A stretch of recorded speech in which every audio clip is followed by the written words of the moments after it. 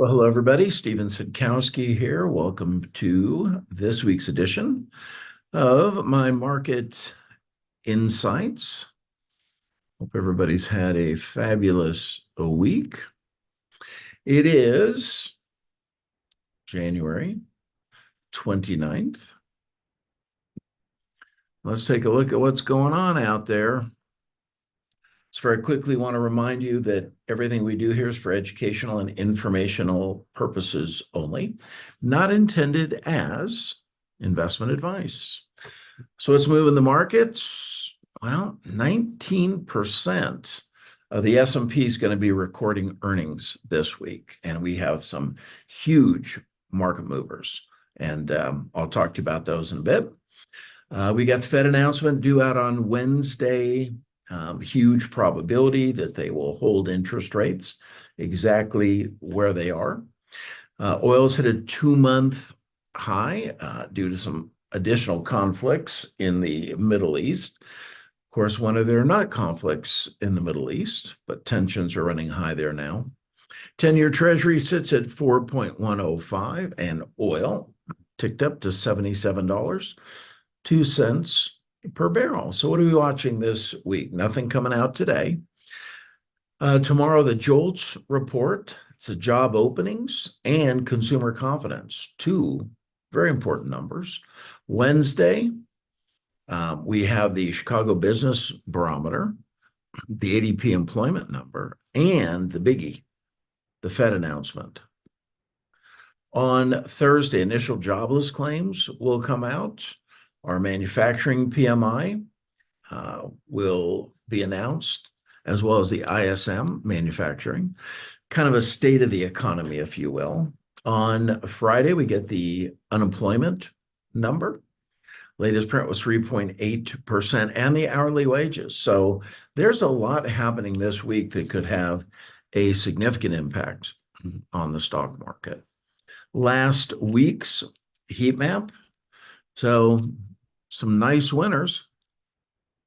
Meta, up over 4%. Alphabet, right at 4%. NVIDIA's up every week, about 3%. Microsoft, 2.5%. Look what's happened with Tesla, where that has really plunged. Over the last year, Meta up 170%, Alphabet about 55%, Amazon 60%, Apple 32%, Microsoft 63%, NVIDIA 209%. It's amazing. Broadcom over 100%. Let's not forget Eli Lilly up 84% with their obesity drug. Market breadth, we like to look at the number of new highs versus new lows. So on the NYSE, that was 364 to 71. Fantastic. On the NASDAQ, 45 to 353. Very solid. Finding returns. So for 2023, large cap growth, 47%. Mid cap growth, 25%. Small cap growth, 26%. And all were around 15% for the fourth quarter of last year.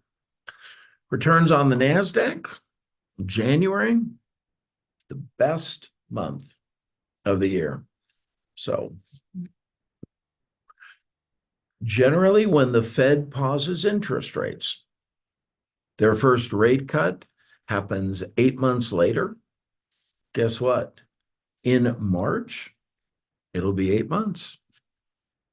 Pending home sales skyrocketed, up 8.3%. PCE, that is personal consumption expenditures, are moving lower. It's exactly what the Fed wants to see. When we look at total wealth by generation, it is baby boomers by a mile. Where are we spending our entertainment dollars? Restaurants gets the nod here. Total travel and entertainment year over year is up 9%. So it makes sense to see savings rates falling. Those two kind of go hand in hand. Corporate insiders are on a buying spree, buying back stock, great sign. Bond inflows have been strong, money coming out of money market funds into bonds and also into equities. We're a bit less bullish this week than last. So bullishness has gone from 48%, 48%, 40%, 39%. Bearishness was off a little bit. Neutral went up a tad. Fed probability. So there's about a 48% chance of a rate cut in March, 50% chance in May. So it's all but certain that we'll get a rate cut by June. That's kind of how things are looking right now. This week's earning, we got Alphabet coming out on Tuesday. On Thursday, Apple, Amazon, Meta, boom, boom, boom, all after the bell. So along with the JOLTS number, the Fed announcement, this could be huge, these earnings. One-year return sector by sector, technology, 51%. Communication for the last year, 46.65. Discretionary has really been falling off as of late. Industrials up 12, financials, healthcare, 6 and 5. Staples, materials, really not much. REITs, energy, and utilities have been down for the last year. Let's check the charts.